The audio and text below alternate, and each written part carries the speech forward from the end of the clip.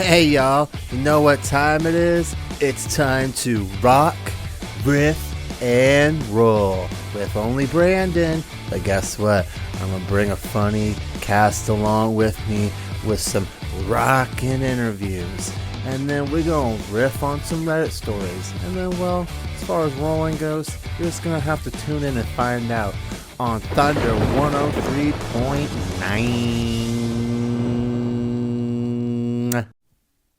Hey guys, this is Brandon Stetler, and you guessed it, this is Rock, Riff, and Roll on Thunder 103.9.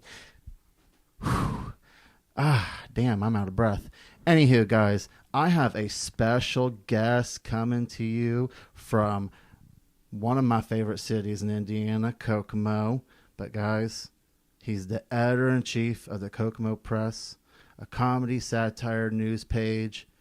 And just this year, he had over 25 million views. I'm not even kidding, guys. He's an awesome creator, comedian, everything. Give it up for my buddy, Jordan Grainger, Danger, Stranger. What's up? What's up? Nice to talk to you, Brandon. How you been, buddy? Man, I'm living a dream, man. How about you? How about you? I'm doing good. I'm actually on my way right now to a comedy show we're doing at the North End Pub in Lafayette. So very excited to put on a good comedy show tonight. Now, obviously, it's too little too late to promote this show. If I remember correctly, it's every other month, or is this monthly shows? Yeah, we try to do them like every 6 weeks. It's really like a month and a half, or like, a little bit over a month. But yeah, like every 6 weeks we've been doing it since, I want to say July. Yeah, and it's been a really fun show. You actually were on the show. You know how it is. It's a fun room. It is a fun room. Yeah, guys. If you're not familiar with the North End Pub, it used to be the old Jerry's in Lafayette. But yeah, so I have a few questions. Some that are, I like them.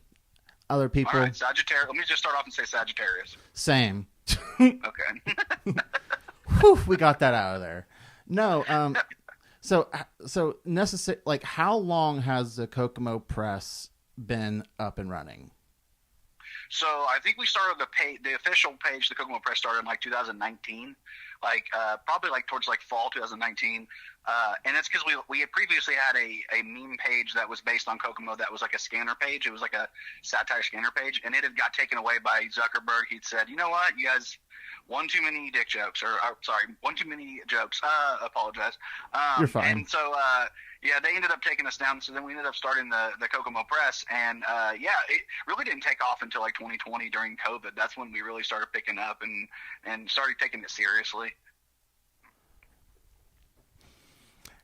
Did you ever expect to like just be over 25 million views in just 1 year?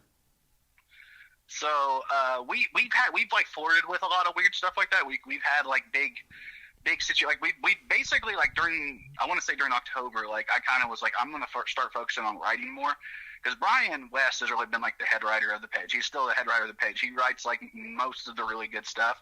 But I was like, you know what, I need to reinitiate myself into making sure that I'm like putting my all into the page, not just like sketches, or not just like reels or the podcast or whatever. I want to focus on writing articles. And so this year we've been really serious about, like, myself, Brian, Courtney, Sean, we've all been really serious about trying to make the page like treat it like a business. Like, we want it to succeed, and we don't care about how other people feel about how it goes. And I think so far that's why we've had so much success at the start of this year. Like, we're reaching like new heights. We've almost at 40,000 followers, and we were at 34 at the beginning of the year. It's crazy. We've gotten like almost 6,000 followers in about a month and a half. That's extremely impressive. Because see, here's the thing. Like, I always had faith in it. The moment when I first met y'all, I believe it was like, I met y'all, I think 2 years ago when y'all had the first open mic at Cooper's Pub. Yeah, we started that February 15th of 2024. Yeah. And yeah, you were one of the first comics we met, and we all fell in love, So, I did too. So, I mean, the main reason why I fell in love particularly with the Kokomo Press, it was just like, like hanging out with the Kokomo Press was like the equivalence of like the original 4 kids from Stranger Things. Like it was just like like that was the best. Well, the original ones I met 2 years ago. I mean, there was the black one. There, I mean, you know what I mean. But now, I mean, I like the revamped version of the Kokomo Press. I mean, I still like the Kokomo Press. I support anybody that's in or affiliates with it, or you know. Yeah.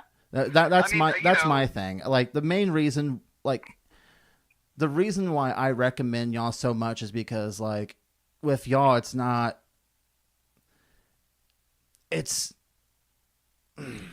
what's the best way to describe it? It's like a breath of fresh air. It's like I don't have to worry so much when I go there. I go there, I tell my jokes, I network with people, I make friends with new people, and then I go from there. There's not a lot. Yeah, I think most people I talk to when they describe what we are, like our open mic and the way we control our like comedy, they typically think of us as we're more supportive than most places. I would say, It's not a contest with y'all. Yeah. That's what I was looking right. for. It's not a contest with y'all. When I go there, I don't feel like I have to compete with anybody. I don't feel like I need any validation from anybody. I'm just doing my stuff, and then we like. Work from there and be like, hey, I like this joke. I think you can punch it up like this. Like, that's what I like. Versus anywhere else, they're just like, yeah, good stuff, bro. Like, this is not like, T-ball where it's like, good game, good game, good game, good game, good game, good game. We're in our 30s. Like, just tell me if you don't like my crap. You know what I'm saying? Yeah, it's very much what we try to do is it's very much I would say like a community. We try to build like a nice community where we can all like be friends, and like a lot of times we're hanging out before and a lot of times we're hanging out after. You know how it is. Like we all like each other, and if you become like a regular with us like you are, it's like a family, man. If I don't see you for a month and I see you, I come up and throw a hug on you because I'm like, man, and one other thing is like I've noticed, and maybe you can also attest to this, but I've noticed that a lot of the people, that have, come through us, come to the Kokomo Press from outside of town and have built up what they're doing, like everybody's kind of doing successful things. You know what I mean? They're all being successful in different ways with you in the radio station, and you're killing that. And it's like we've got people that are working really hard, and I think that's a true testament for the community we built, is that we actually we want to see people succeed in a lot of ways, and we're really happy when they do. Yeah, because I mean, like when I run ideas, like if I run ideas by certain other comics, they'll like they think like their opinion matters. When I run an idea with you, you're just like, this is a good idea, but like, what's the proper way to execute it? And then we talk about it. Yeah. And then, that's when I was like, I have this opportunity with the radio station, and that's why I took it. I mean, why not, have a radio show? I mean, nobody I know deserves a radio show more than you. You have more personality in your pinky than most people do in their whole body. So, and they say Chivalry's dead. Dude, I mean, you and I had a great time. We've done the roast battles together. We've done showcases together. We've done podcasts. I mean, we've literally done a ton together, and I'm sure in the future we'll do even more, just because we both know we have hard work ethics and we want to succeed and we want to put out a quality product. And I think that some people just want to put something out because they want to be seen, and then some people want to put out a quality product and they want it to be special, and I think you're one of those people. You know what I mean? Right. Because see, like, here's the thing, and I'm not trying to make myself sound like I'm better than anybody else, because obviously I'm not. There's people that's been doing it a lot less time, that are a lot farther than me, and I'm kudos to them, and I'm grateful for them. But there's a very big difference from 2009 to 2026 now. Like right now, there's headliners that haven't even really hit an open mic, and they're just headliners because they said something completely funny ranting on TikTok and they got 4 million views.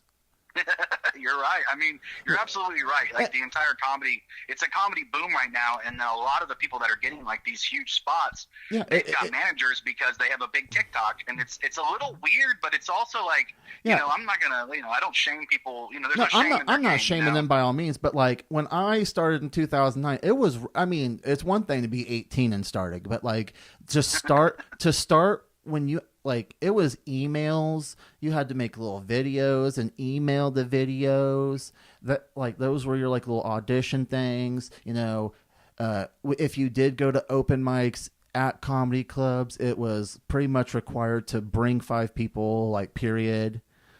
Like, yeah, like bringer shows, yeah. Yeah, like they were all pretty much bringer shows. If you didn't bring 5 people, then it was a 2-item minimum. Like you had to pay 2 items. Which is crazy. Yeah, like you're the entertainment. yeah. Like when I went to Crackers, Morty's, and then up in Chicago there was Riddles, Zany's, Laugh Factory. Like back then, like you had to literally go to these places. They weren't going to know you unless you went there. Yeah, I'm wondering if, like, I think you're absolutely right. And it's still kind of that way with the networking and stuff. But, like, you're right. You can get, like, a following on social media. Like, I've noticed, and maybe it's just me, but I've noticed a lot of people who, if they're just supportive on social media and they, like, help and stuff, like, you'll see, like, they'll start getting more slots and they'll start getting seen more and they'll start getting, used more in these shows. And I think a lot of it just is, when you're positive in the community and you can build it up, it's better. Whereas back in the day, it was very much like it wasn't a boom. It's a boom now, and because it's a boom, it's like there's a lot more people that can eat. Whereas, like you said, back in the day, you had to be hungry to get fed. You know what I mean? It wasn't like you were getting fed just because you were nice or just because you like showed up. It's like now you back in the day you had to show up and you had to bring people, and even if you didn't bring enough people, then they wanted you to pay. It's like comedy is in such a great place, and I think a lot of it has to do with short form content like Reels and TikToks.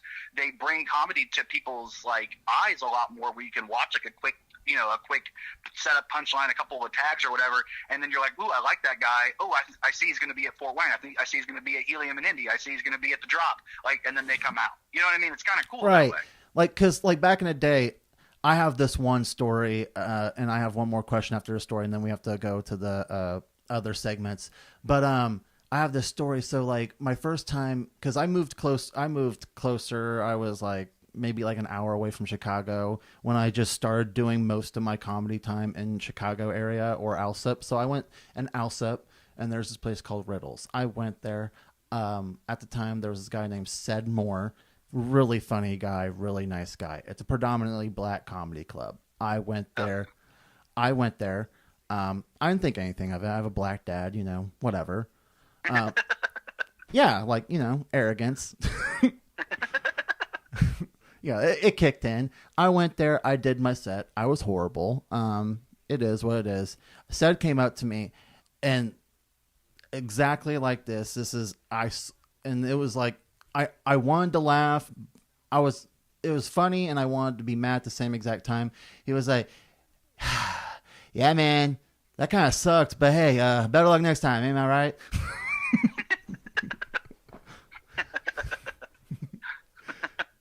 That's funny. Yeah, I like that because at least it's honest. Right. Like, at the end of the day, at least it's honest. I mean, at first I was like, okay, like, screw you. But like now looking back at it, I'm like, you know what happened to more people that just be like, hey man, you suck, but hey, like, better luck next time.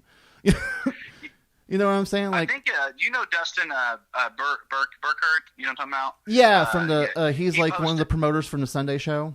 Yeah, he's a great comic. Well, he always posts funny little tidbits, and I think he posted one the other day that was like a meme that it was like when a comic comes up to you at a show after you just bombed and says a good set, and it was like a funny face, and it's like that feels like a lot of people, and you can either tell they either didn't watch your set or they just aren't comfortable enough with you to be like, yeah, it was tough. Yeah, no, like, I fall in the category of the person that I'll be like, that was tough. Like, I'm just that type of person. Like, I'm not afraid to, like, or maybe I don't have enough couth to, like, be like, hey man, good job. You know what I mean? I can't do that, or at least I try not to. The thing with me is I'm not going to look at a duck and tell you it barks just to make you feel better. I can't. Yeah. Yeah. like I don't know if you ever heard that saying before, but it's like, I can't. Like, I'm not going to look at this duck and be like, yeah, that's a majestic bark. No, it quacks. Ducks quack, dogs bark. Like, I'm a very transparent person when it comes to what I see. And it's like, if I know I sucked and you come up to me and like, that's great. And it's like, no, stop. You're a liar. Like, if I knew deep down inside I sucked, like, I suck too. Like, Yeah. Like you can just tell. And honestly, like in comedy, if you've done comedy for longer than a couple of times, you know really quickly that sometimes you're just gonna bomb. And when you hear like even big comics that are making millions and performing in front of thousands every night, like they're also bombing. Then you start to like kind of realize that like okay, there's some perspective here. Like you're not always gonna be the cup of the tea of the crowd that you're in front of. It just is what it is in comedy. It's all subjective. now, I know that was the most suspenseful pause ever. Sorry. And I stutter, and I have a speech impediment sometimes, and it takes me 5 minutes to actually say words. I'm like Drew Lynch, but manlier. One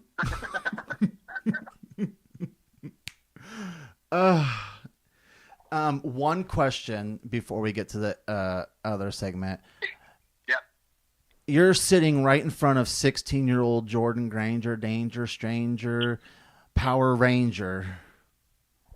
What are you gonna say? You have 2 minutes to give your best advice to 16-year-old Jordan. What are you gonna say to him? You got 2 minutes. My best advice to 16-year-old Jordan would be bet on yourself. Just bet on you. Yeah. Bet on you, because at the end of the day, like you can be afraid of what's going to happen in the future.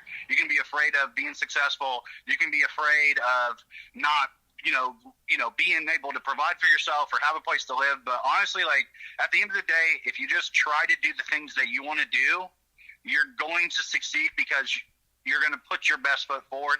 And I think like there are two types of people. Really, there are people that have a shit ton of talent, and there are people that have a ton of hard work. And I think if you're the type of person that puts those both together, you know what I mean, you get lucky. And I think a lot of young people, when you're one type of person that you have a lot of talent, you're not going to get very far. But when you learn how to combine those two people together, then you become a better. That makes no sense, but you know what I'm saying. Yeah, I know. At the end of the day, you have to be talented and you have to have hard work, and you can't just do one. You got to do both, and you can be one or the other and maybe be successful. But if you find a way to combine them and put them in the same stream, you're going to be successful. And that's what I would tell myself is like just bet on yourself. Don't worry about what the outside world is telling you. Don't worry about the people saying you got to go to college or you got to have a job or you can't follow your dreams or you can't move there. You can't live. Like, who gives a shit? Do what you want. Who even cares? Do what you want. Amen. Amen. Amen. Guys, That was a rockin' interview with Jordan Grainger, Danger Stranger, Mighty Morphin Power Ranger. And guys, when we rock on an interview, that means we riff on a Reddit. Hell yeah, I said it. We're gonna riff on a Reddit, 'cause it's my show. We're gonna riff on a Reddit. Hey, it might be obscene, but hey, we're gonna riff on a Reddit. If you don't like it, then oh well. All right. This Reddit story is crazy. I was originally going to do it for Beth because I found out she was because we're roasting each other, and I found out she was a nurse, and I was going to ask her to do an episode, but I found one for her that's going to be perfect. And this one, I think this goes in the theme of what you guys talk about on your guys' satire page. Are you ready for this Reddit story? It's not an Am I a Buttface one, but it is. It's crazy. Like, there should be some major lawsuits after this. All right. If you're ready. Let's hear it. Give it to me. I'm ready. I'm ready to riff on a Reddit. After that song, I'm very excited. All right. Surgeon made fun of my penis.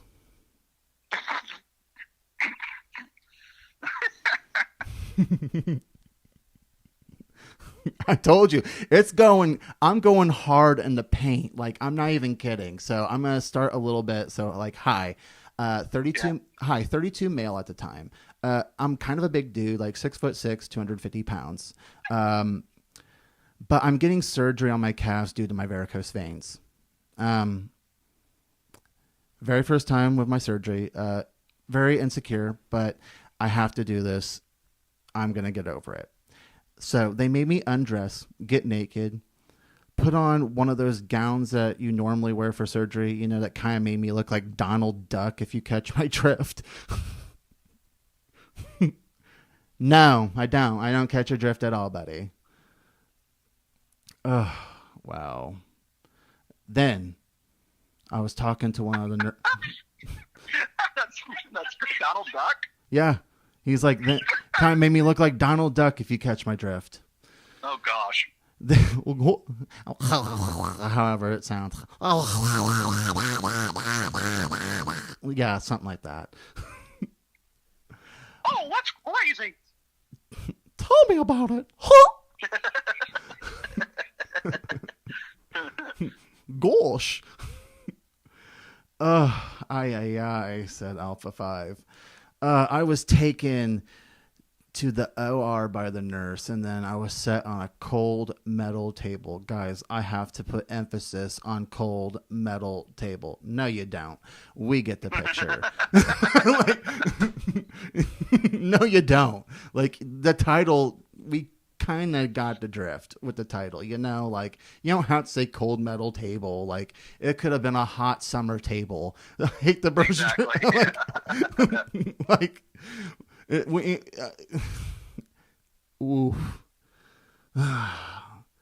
once I was on the table, they numbed my legs and left me there for a minute on the cold table. Oh my God. Like, we don't give a damn that it's a cold table. This person is definitely trying to cope. They're trying to cope with the fact of what they're going to say. It's like a guy with a convertible Mustang. They're like just trying to compensate your personality. Like, we get it. Like, we get it. You're a dog crap of a person. You don't need like, and you have a laughable penis. Like, you don't have to say cold table. Like, I completely agree. Unless there's somebody out there listening that has a convertible they want to give me for free, then I love them and they're really cool, and I want it right now. Yeah. Hi, man. So the first doctor came in, and I will admit I got very anxious and self-conscious, if you catch my drift. Yes, we catch your drift. A damn cold table. We get it. Okay? We get it. We get it. It's a cold table. Jesus Christ. Anywho, enough of my little gay rant. It's cold, okay? We get it. We get it. We get it. It's cold. It's a winter table. It's a cold world. Oh, baby, baby, it's a wild one.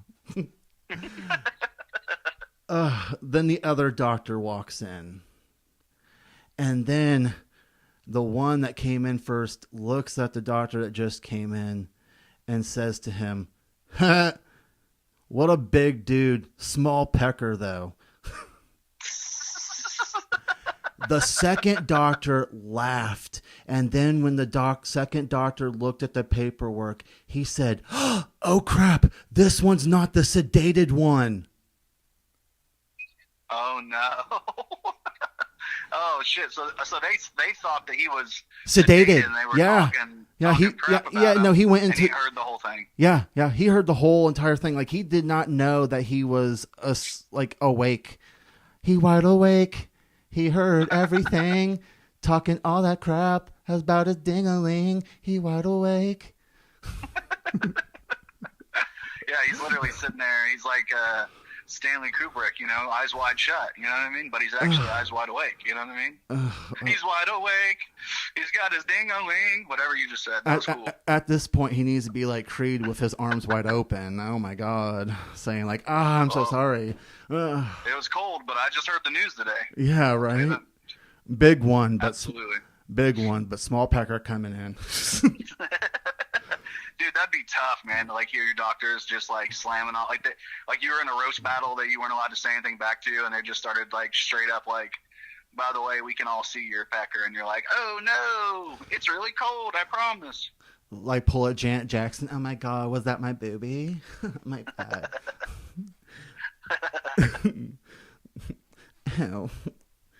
Oh my god. Dude, okay, so I got a quick story. Like, so when I was stationed in the military, I was in Washington State at the Bremerton Naval Hospital. I swear to God, it was. They thought that they found like cancer, like on my heart, or like something wrong with my heart. So they're like, we found a bright spot on your aorta. So they go and they're like, our best way to go check it out is to go through a colonoscopy, because they thought maybe it was like a colon cancer or something. I don't know. It's because your aorta runs all the way down your body, like it's like a long vein. And so they ended up giving me this colonoscopy, and I swear they were like, you're going to be under, but you're going to be awake. So I was like, I got to be awake for this thing. I'm like, whatever. And I'm like 22 years old. And so I'm in there for this colonoscopy, and I wake up, and I'm just loopy. And all I could think of the whole time is like, they could have done anything while I was under. They could have said. So this actually like tells me everything I need to know. Like, they really do all they say and do all. They're literally talking crap about you the whole time you're sedated. That's so crazy. At this point, I just need to find a significant other that's a doctor at this point. That way I know, like, doctor-patient confidentiality. No, Mike. Bro.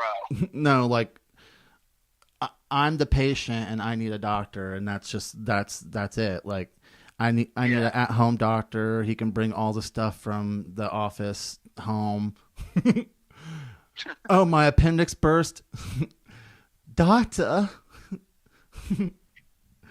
Doctor, bring me the news. I got a bad case of loving you. You heard that one? Yeah, no, more like doctor, give me the news. I got a big gut and a small pecker too. Poor guy, dude. It's just it's a gigantic dude just walking around with just making his way like downtown, walking past, facing whatever with his homebounds. He's got a cocktail weenie, you know what I mean? Poor guy. Oh, I know. Oh my God. There's a little bit more. Then he looks over. Then the doctor looks over at me slowly, and then he looks at me. He doesn't say a word. Honestly, I don't even say a word, because, like, what the hell could you even say to that? Then he finally musters up the words after 5 minutes. Oh, my bad, sir. Proceeds with my surgery, then leaves, doesn't really see me since, leaves the nurses with me. Yeah, definitely not going back to the doctor anytime soon. And they wonder why men don't go to the doctor anymore. It's because we're afraid we're going to, get called small penis by our doctor, get ridiculed for, just turtle heading it. You know what I mean? It's not fun. Right. No, because sometimes turtle heading it. Right. I don't think I ever told you this story. I met Marlon Wayans before, right? Oh, yeah. Yeah. So I met him. We had like a little chat, and I was like, can you give me some advice? And I hope this makes it on the air, but I'm going to go ahead and say it anyways. He's like, yeah, man, the best advice I can give you is being funny is like having a big pecker. It really don't mean anything if you don't know how to use it. That's his comedy advice. that's really bad comedy advice from Marlon Wayans. Yes. It was honestly, it's good. Honestly, to me, it is pretty good, because I mean, it's like cool. It's like you might have a couple microphones going down there, but if you don't know how to work the microphones, then what? Like you could be the funniest person in the room, but if you don't know how to organize your jokes and make perfect material, I mean, you going on stage, we won't think you're the funniest person at all. We'll just be like, ew, you're garbage. You know what I'm saying? Yeah, it's great. It's definitely great as a metaphor, but it is funny. Why couldn't you just say that? I get what he's going for. No. He did say one more thing too. He did say, you also have to remember to try not to always be the funniest. Just be the person that they remember. There you go. Yeah, see, I like that. Okay. I'm going to give Marlon a pass, and that's not just because of Scary Movie 2 and White. No, he said the first thing first, and he joked with me, and he's like, "Nah, for real, awesome. He said, "Nah, for real, the best advice I can give you that I heard this whole entire time is like, you don't always have to be the funniest. You just have to be who they remember." Yeah, and that makes sense. Did you think about his characters? Yeah. He's got some of the craziest, funniest, most memorable characters of all time. Yeah, like he might not, like, Scary Movies might not be the funniest movies out there, but you definitely remember them. And they're so quotable. White Chicks. He was in what was the one the Sixth Man? You ever seen that? That's such a random movie, but Yeah, that it's a really good the movie. Disney movie when like his brother dies and his brother becomes a ghost and he makes him like a basketball player. Like that's actually good. Yep, A and K, Antoine, and I can't remember the other one. I just know it's A and K. A and K all the way was like the thing they said. But yeah, he's been even in like smaller roles, he's had such memorable characters. So it really seems like he lives that advice. So that's actually, I like that. I'm happy he said that too. Yeah, no, I mean honestly, that's the best advice I can give people. Like if you're a comedian out there, like you don't have you don't have to be the funniest on the stage. You just gotta make them remember you. It's true. like there's a lot of people that I know they're funnier than one other person, but I know this one person, like, okay, for instance, I was judging and Evan Ham and Nate Barnett were roasting one another. Yeah. So Evan Ham honestly would have won the roast, but this Nate Barnett dude, he kind of looks like emo Carrot Top. I'm not trying to be rude. But yeah, he runs Cadillac Jacks. Yeah. He's fun. He's great. But when I say that literally, because then what killed me and what made me remember him and his jokes versus like Evan literally dog walking him, he brought up props, and those props compensated with his jokes that compensated with Evan, and it made me laugh and it made me remember him. It made me forget all the good jokes that Evan said. So that's the best example. We got you. Yeah. So like if Evan had the same energy that Nate was throwing out there, he would have won, hands down. Like Evan had better jokes, but when he threw out the props and like brought it all together, it was hard for me to not pick Nate. And I hate to say that on air, but I'm an honest person. I'd rather be honest and transparent. I don't hate both the people. Sorry, Nate. Yeah. Sorry, Nate. If it wasn't for the props, Evan would have won. Is what it is. Yeah, I mean, it's interesting. I completely. I'm going to be judging. I'm going to be judging the roast battle coming up in Helium at the main room on the 4th of March. It's coming up, and that's one thing I have to make decisions of, and you have to make a decision of is like. What's the thing that grips you? And I will tell you, like, you're right. It's hard sometimes when you're watching somebody. If their jokes could be solid, but if the delivery isn't there, or the other person just is way more memorable, they might, it might sway you. And who's to say what's right or wrong in the situation? Right. I will say, you definitely want, to give as much as you can to the joke writing, because that to me is the hardest part of this whole thing. Right. No, like.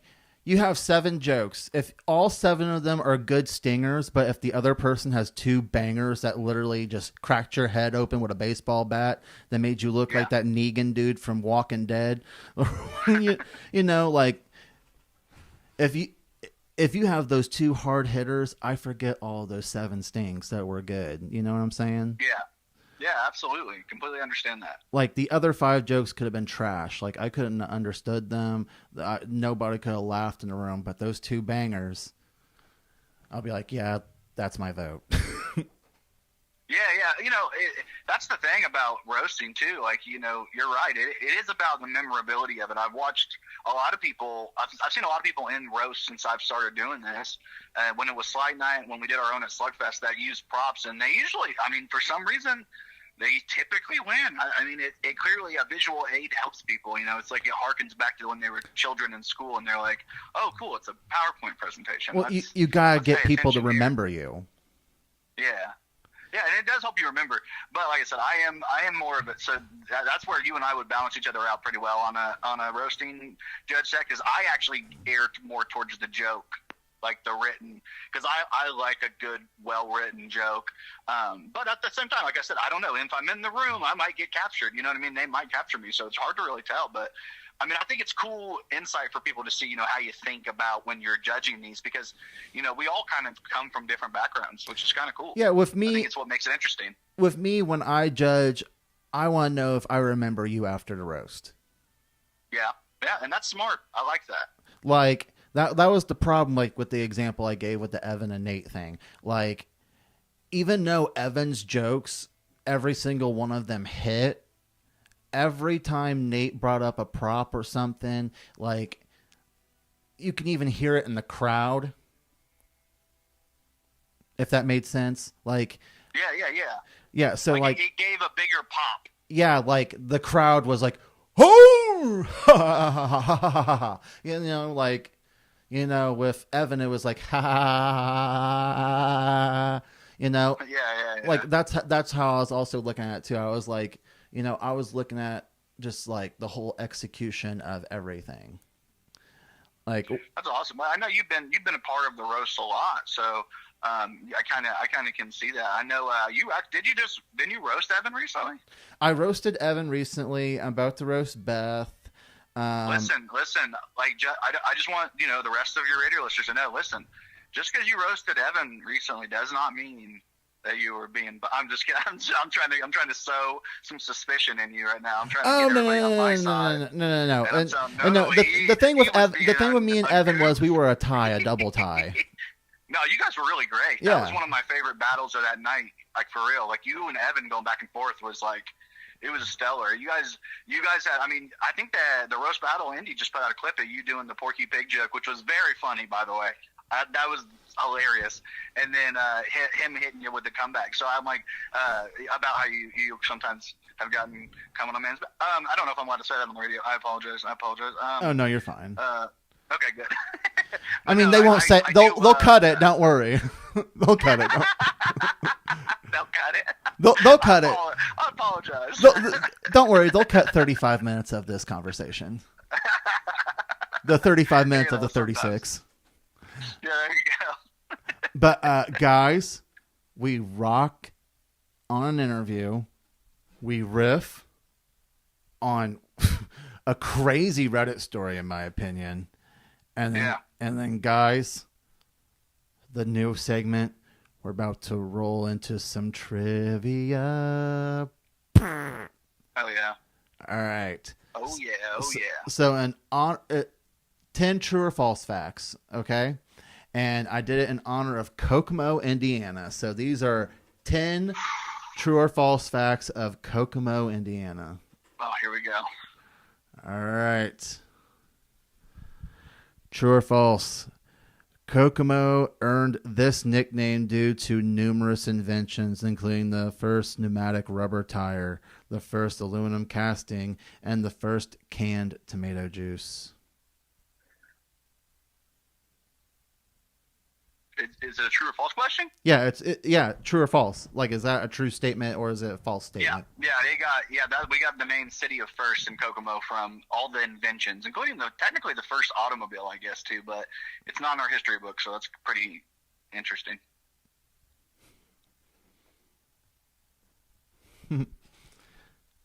That is true. One question, 1 out of 10 so far. Oh, heck yeah. True or false? Inventor Elwood Hayes made his first successful trail run of the horseless carriage of Pumpkin Vine Pike now it's called Boulevard. The road is now called Boulevard in Kokomo on January 4th of 1894. That sounds about right. I mean, he did drive the vehicle, and there is that road. I don't know the exact year, so it could be false, but I'm going to say true. It is false. It's actually It's actually the 4th of July of 1894. They made it a little parade. So I was right that the address was going to trip me up. So I was, I knew the address was going to be wrong, or not the address, the date. That's what I was worried about. Yeah, I'm not really creative with the facts. I just took facts and mixed it up a little bit. All right, maybe we'll see. Maybe we'll keep going here. Let's see. I mean, if you just whip out Google, I'm kidding. Just Google what you're asking me right now. Hey Siri, will you listen to this?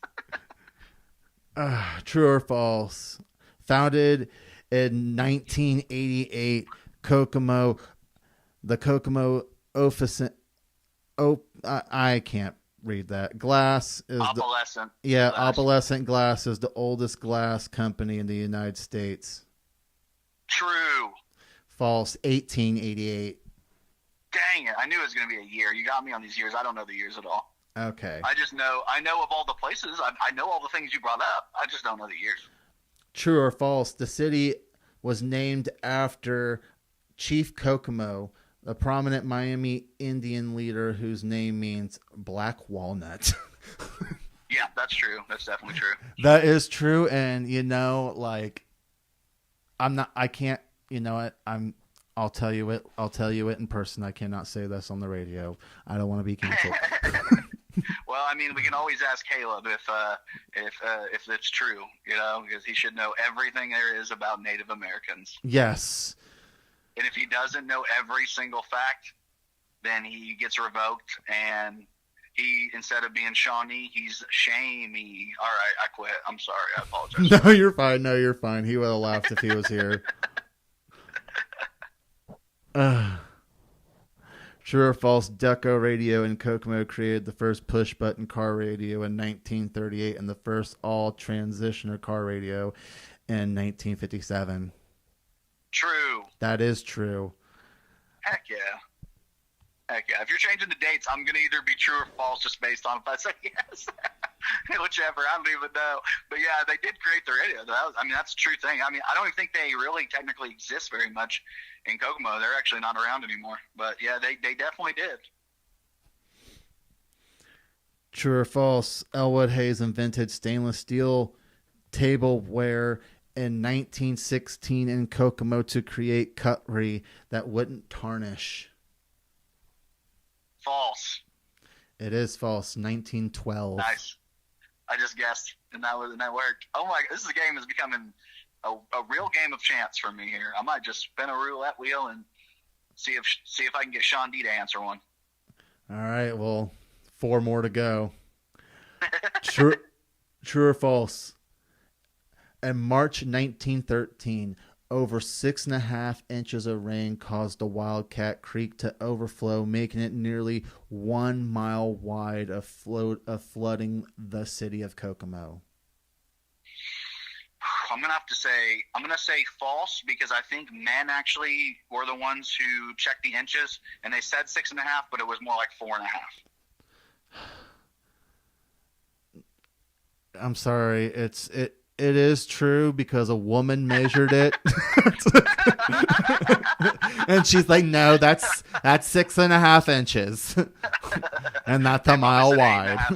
And it's a mile wide. That's funny. Yeah, that's interesting. I didn't even know that. No. I didn't know that one. That's actually a fact I didn't know. No, they actually had a woman measure it. Okay, good. They wanted to make sure measurements were compensated and right. True or false, the city has transformed its downtown alleys into public art galleries, including the Artist Alley, the Garden Alley, and the Geek Alley. Yep, that's all true. I've seen every single one of them. Actually, we used to do comedy in the Geek Alley, remember? Yep, that's why I figured you would know that one for sure. It is true. Yeah, there was a lot of prominent, not celebrities, but prominent figures in like society. They had like Obama and Ryan White and Elton John. I'm just kidding. It wasn't Elton John. It was Freddie Mercury. It was interesting. It had like I think it was Diego Rivera. It had maybe Geraldo Rivera. I don't know. On the wall, but it's very cool, that they have Ryan White on there because he's from the Kokomo area ish. All right, 2 more. True or false? Home of Old Ben. It is the world's largest steer, and Willie the Whale, a 1964 sculpture. True, we have both of those. True it is. All right. We have a big whale downtown, and we have a big steer in one of our parks. And we also have a big stump called the Sycamore Stump that they had to wall off because people would get inside of it and carve their initials because people are dumb.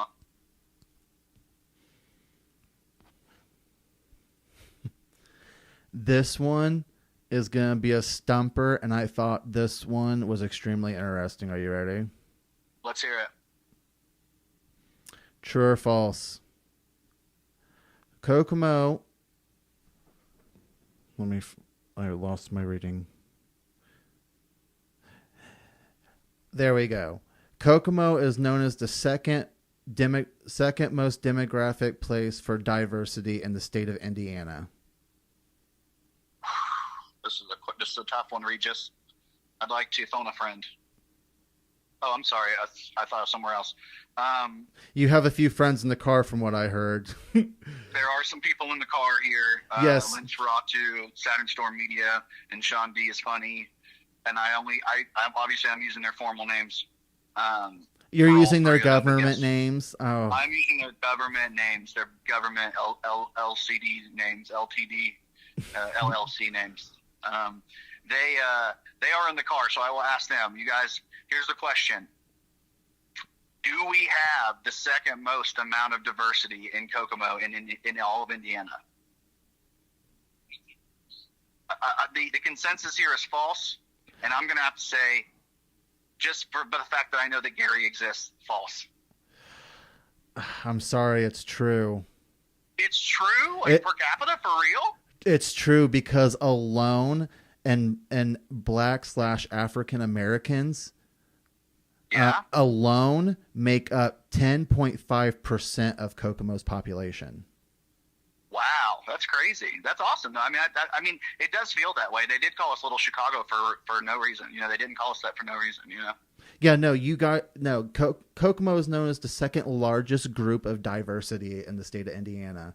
It was the census was done in 2020. So 2020 census, that's crazy. In 2020 so census, per capita, okay. Yeah, just like in general, like out awesome. based on the average people of everybody in Kokomo, you guys are the second most diverse city in Indiana. That's exciting. Yeah, it makes sense. You know. Oh yeah, it definitely makes sense. Yeah, I literally lost my bike last week. Of course, it makes sense. Yeah, I don't know what happened to it. Yeah, I know. I'm kidding. I'm like, I don't know what to say here, but it's cool. I'm actually excited about it. We had a comic come out to the open mic last night from Michigan who was like doing a bunch of jokes about how Kokomo isn't very diverse, and it would have been nice to like come up to him afterwards and be like, hey, just so you know, we have the second highest diversity per capita in all of Indiana. That would have been a really fun fact to tell somebody. Yeah, because you have to understand, if 10.5% of the population is just African Americans, I can only imagine what Latinos and Latinas would be, Yeah. or other races or religions or whatever. Like what? Like, are there even white people in Kokomo? So I have a good idea right now. So you know how we have a casting plant, we have an opalescent plant for like glass and stuff. So maybe we just call Kokomo the new, because we used to be called the City of First. That's boring. Then we were Stoplight City, and then we got rid of old stoplights. So what if we call ourselves Kokomo, the Smelting Pot? Yes. What do you think? Yes. The Smelting Pot. The Smelting Pot. Yeah, the Smelting Pot. The potluck of Indiana. Yeah, the potluck. There you go. I like the potluck of Indiana. That's cool. The potluck of Indiana. You can have fried chicken, pizza, sweet and sour chicken, and rice. Kokomo, Indiana, DEI capital of Indiana. What do you think? Kokomo, Indiana. You hungry? You can get just about anything there. Literally. Literally, dude. We just got Chick-fil-A, and our town is completely, it's on its heels. Like, we're a real town now. Now that we have Chick-fil-A, we're like real. Oh, it's like official. It's O-Fish now. It's O-Fish, yeah. Oh. It's a Filet-O-Fish. That's McDonald's. Hey guys, we rocked, we riffed, and we rolled. And before we go, Jordan Danger, Grainger, Stranger, Mighty Morphin Power Ranger. Promote yourself before we get out of here. Well, you can find me on Facebook, Instagram. You can find me almost anywhere, but mostly go find me at Jordan Danger Grainger on Facebook and Instagram. Or you can find me at Kokomo Press or the Kokomo Press on Instagram, TikTok, Facebook, and over on YouTube where we do our podcast that comes out pretty much every Monday, depending upon the week. But yeah, come check us out, follow us, like some of our posts, and don't fall for all the jokes. They're all fake news, and if you fall for it, That's on you. I cannot be liable for anything said or in this interview or period. Well, sorry, I didn't mean to throw that in there. That's just part of it. Warning. And guys, before I say what I have to say at the very end, I'm going to say our proud sponsor, Cats Limited. Make sure you save these kitties out there. There's way too many kitties out there. We need to find them homes instead of running around here being cold. Find them homes. There's 2 cats right now at our other sponsor, Pet Supplies Plus in Crawfordsville, Indiana. And guys, Sammy and Hauser need homes. They're both Manx cats. One's tailless, one's partially tail. One has a partial tail. Adorable little stinkers. You gotta give them love. And you know what? While y'all are there, guess what? Y'all can wash your pussy cats and your dirty dogs while you're there. And guys, I'm Brand Stetler, and this has been Rock, Riff, and Roll.